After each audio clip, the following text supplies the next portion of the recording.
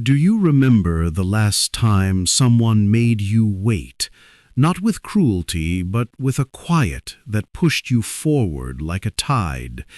If that feeling lives in you, hit like, subscribe, and stay with me. This story is about the ways someone can make you chase them without ever seeming to run. Trick number 1. They keep a secret pocket of themselves folded away. Not a dramatic secret, just a private corner, an unread letter, a friend never introduced, laughter stopped mid-sentence. That little mystery becomes a question you take to bed. The more you lean in, the more you feel honored for trying to understand them. So you keep trying. Trick number 2. They vanish at the exact moment you start to breathe. The silence is not neglect, it's deliberate spacing. You begin filling the gaps with memories and meaning. When they return, it feels like rescue, and rescue is addictive. You find yourself waiting for the next disappearance because their return is always precise. Trick number 3. They scatter small kindnesses like breadcrumbs, a message at dawn, a remembered detail, an unexpected favor. Each one lands like a reward you earned. You chart your days around those moments, planning little acts that might win you another breadcrumb. Slowly, your calendar begins to orbit their schedule.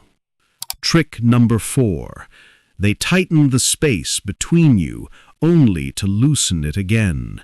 A laugh, a touch, and then distance. That rhythm trains your heart to crave the warmth and brace for the cold. You don't notice at first that your choices are shrinking, until one day you realize most of your plans include an invisible chance of them being there. Trick number 5. They make you the keeper of a small vulnerability, a whispered story, a fragile confession. You become the one they trust. That role is intoxicating: protector, confidant, healer. You bend to fit that role, and when your life begins to center on that duty, chasing becomes comfortable, almost noble. Trick number 6. They mirror your words and your manner. When they repeat the jokes you love, the phrases you use, you feel seen in a way that feels rare. The reflection convinces you there is a special bond, but it's a bond created from your own echo. In that echo, you start to hear yourself as belonging to them. Trick number 7. They let hints of other lives linger. A name dropped, a photograph left in plain sight. Those tiny shadows of other people make you sharpen yourself into a version you hope will be chosen. You polish your days, edit your stories, hoping to become the answer to a question you weren't told. Trick number 8. They mix praise with subtle critique. In a crowd, they shine a warm light on you. In private, they point out small faults. The warmth in public becomes the prize you chase. The private comments become the homework you take home. You start measuring affection by applause and tending to flaws the way a gardener tends to a plant that must bloom for someone else. Trick number 9. They make returns that feel like transformation, a new habit, a gentle promise, and you want to believe it's real. Hope is powerful. Even if change lasts a week, it gives you a vision of what you wanted to be together. That vision keeps you trying, forgiving, and eventually rearranging everything around that possibility. Trick number 10. They allow tiny jealousies that seem human, and these make you prove your worth quietly. A lingering glance at someone else, a soft hesitation when a name is said. These moments start small, but teach you to compete with ghosts. You start inventing better versions of yourself to stay in the light they briefly shed on you. Trick number 11. They construct a pattern: warmth, withdrawal, small reward, and confession. The pattern itself becomes familiar, and familiarity feels safe.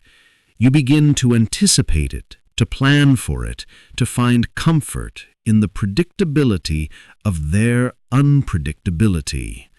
Slowly, your life bends to the pattern's rhythm. Trick number 12. They return with tokens that seem genuine: a song, a memory refreshed, a promise respoken. These tokens are powerful because they hit where you kept your hope. They make you forgive the nights you spent worrying and the mornings you woke to silence. That forgiveness becomes a lever they know how to pull again and again. After months of these moves, your life narrows. You stop planning without asking, stop celebrating without checking whether they might notice. The chase becomes invisible labor. You don't see the hours you lose to waiting until one day you look back and only find footprints leading towards someone who may not have ever left a map for you. One night, something small shifts. You decide to not answer right away. You let the silence stand where you once filled it. Suddenly, the map that led them to you feels incomplete. Their confidence, the one built on your willingness to be found, begins to wobble. You feel fear, but also a strange quiet that tastes like freedom. When you stop moving to meet their rhythm, their tricks lose weight. Mystery without reaction is just mystery. Kindness without an audience is small. The little returns that once felt like destiny now look like rehearsals. As you stand still, you notice the pattern for what it is: a structure built on your responses.